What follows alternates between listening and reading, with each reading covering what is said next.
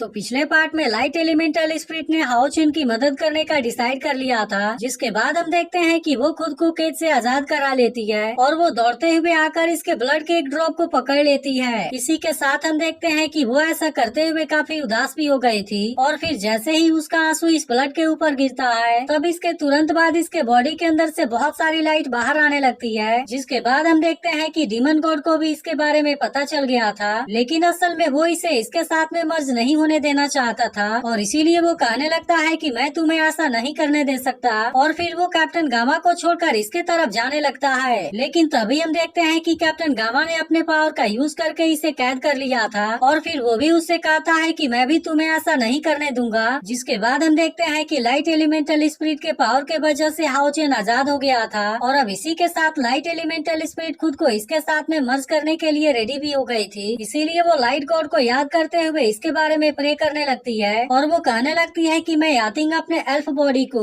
हाओ चेन को देकर उसके साथ में कॉन्ट्रैक्ट बनाना चाहती हूँ और फिर ऐसा कहने के बाद तुरंत वो इस प्रोसेस को शुरू भी कर देती है। वहीं दूसरी तरफ हम देखते हैं कि डीमन गॉड इसे रोकना तो चाहता था, लेकिन अब कैप्टन गामा के पावर के वजह से वो कुछ भी नहीं कर पाता और तभी कैप्टन गामा फिर से अपने पावर को बढ़ा देता है। इसके बाद हम देखते हैं कि लाइट एलिमेंटल स्पिरिट के पावर के वजह से हाओ चेन के बॉडी की सारी इंजरी अपने आप ही हील हो जाती है और इसी के साथ साथ अब इसकी पावर भी बढ़ गई थी। यह देखते ही कैप्टन गामा उससे कहता है कि तुम अपने काम को पूरा करो और मैं तब तक इसे रोकने की अपनी पूरी कोशिश करता हूँ। तब इसकी ऐसी बात सुनकर हाओ चेन तुरंत इसके लिए जाने लगा था, लेकिन तभी हम देखते हैं कि डीमन गॉड फिर से खुद को आजाद करा लेता है और इसके बाद वो सीधे हाओ चेन को रोकने के लिए चला गया था। इसके बाद हम देखते हैं कि डीमन ने एक्सर्सिज्म पास के सभी लोगों को लगभग हरा दिया है, क्योंकि इन सभी ने सीमा सियान को भी चारों तरफ से पकड़ लिया था और उधर फ्लेम डीमन गॉड ने होली मून को भी हरा दिया होता है। वहीं उधर बाकी लोग भी डीमन के सामने कमजोर पड़ने लगे थे और उधर बुल डीमन गॉड भी इन सभी के ऊपर बहुत खतरनाक तरीके से अटैक करने लगा था। इसके बाद हम देखते हैं कि इधर कमांडर की भी मौत हो गई थी, जिसके वजह से हान्यू काफी उदास हो गया होता है। तभी इसी बीच हम देखते हैं कि डीमन गॉड हाओ चेन को मारने वाला होता है, लेकिन इसे बचाने के लिए कैप्टन गामा इसके सामने आ गया था और इसीलिए वो हाओ चेन को धक्का देकर आगे की तरफ भेज देता है। अब इस तरह से हम देखते हैं कि हाओ चेन ने अपने पास वाले टोकन को इसमें फिक्स कर दिया था, जिसके तुरंत बाद इसके अंदर से बहुत सारी लाइट पावर बाहर आने लगती है और फिर इसी के साथ हम देखते हैं कि यहाँ पर कोई चीज भी क्रिएट होने लगी थी, लेकिन असल में इसके अंदर से निकलने वाली लाइट पावर बहुत ज्यादा पावरफुल होती है, जिसके वजह से हम देखते हैं कि डीमन गॉड भी अब इसके सामने कुछ नहीं कर पा रहा था और इसी के साथ वो इसके पावर को देखकर पूरी तरह हैरान भी हो गया था। इसके बाद हमें पता चलता है कि यह चीज कुछ और नहीं बल्कि throne of protection and mercy है, जिसे समन करने के वजह से डीमन गॉड पूरी तरह से हैरान हो गया था, क्योंकि वे सभी अब इसके पावर के सामने कुछ भी नहीं कर सकते थे।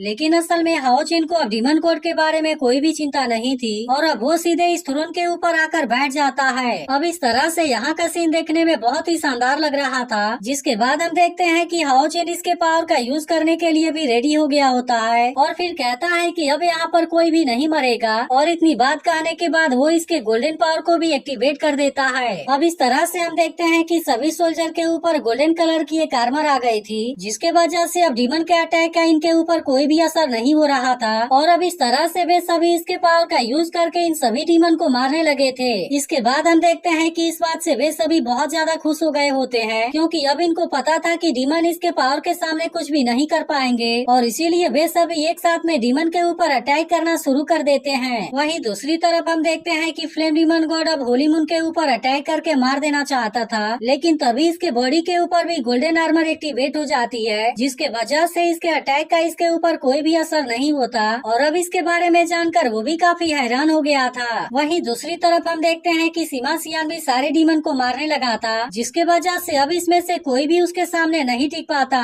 वहीं इधर एक डीमन वेंग युआन के ऊपर अटैक करने के लिए आता है, लेकिन गोल्डन पावर के वजह से वो भी इसका कुछ नहीं कर पाता और अब इस तरह से हम देखते हैं कि वेंग युआन भी इसे बहुत ही आसानी से मार देती है। इसके अलावा इधर यांग वेंजा और लिसिन भी सभी डीमन को मारने लगे थे और गोल्डन लाइट को देख सायर भी समझ गई थी कि हाओ चेन ने अपने काम को पूरा कर लिया है, लेकिन अब इस बात से डीमन गॉड की हालत पूरी तरह से खराब हो गई होती है और वो कहने लगता है कि यह तो इम्पॉसिबल है। तभी इसी बीच हम देखते हैं कि हाओ चेन के साथ में यहाँ पर यांग वेंजाओ का ग्रैंडफादर भी नजर आ रहा था और फिर वे दोनों जैसे ही डीमन स्लेइंग 9 टूर्स को एक्टिवेट कर लेते हैं, तब इसके वजह से हम देखते हैं कि इसके अंदर से एक बहुत ही खतरनाक प्रेशर बाहर आती है जिसके सामने अब ये डीमन कुछ भी नहीं कर पा रहे थे। और इसके अलावा हम देखते हैं कि खुद डीमन गॉड भी इसके सामने कमजोर पड़ने लगा था। इसके बाद हम देखते हैं कि इस बात से वो इनके ऊपर काफी गुस्सा भी होने लगा था और कहने लगता है कि डीमन गॉड को घुटने पर लाने की हिम्मत कैसे हो गई, और क्या तुम नहीं जानते कि इसका अंजाम क्या होगा। इसी के साथ वो धमकी देने लगता है कि तुम मेरा वेट करो और फिर मैं तुम्हें बताता हूँ कि मैं क्या कर सकता हूँ। लेकिन इसके बाद भी हम देखते हैं कि हाओ चिन को इसके बारे में कोई भी चिंता नहीं होती और वो फिर से इसके पावर का यूज करके इसके प्रेशर को बढ़ा देता है। जिसके बाद हम देखते हैं कि डीमन गॉड चाहकर भी इसके सामने कुछ नहीं कर पाता और वो इसके सामने अपने घुटनों पर भी आ गया था। इसके बाद भी हम देखते हैं कि वो इसके सामने खड़ा होने की पूरी कोशिश करता है, लेकिन आखिरकार वो इसके सामने कुछ भी नहीं कर पाता